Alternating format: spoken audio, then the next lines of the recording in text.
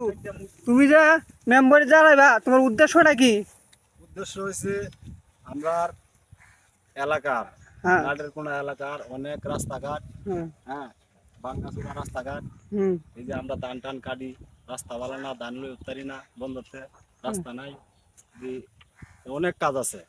এই কাজটি আমি ইনশাল্লাহ যদি হইতে পারি তাহলে এই কাজটি আমি করবাম ইনশাল্লাহ তাহলে তোমার মেম্বার বানাই যা তাহলে আমরা কিন্তু ইনশাল্লাহ। আমি যে গরিব মানুষ, আমার যদি এলাকার মানুষের সহযোগিতা করে তাহলে আমি মেম্বরে কারোগাম ইনশাল্লাহ।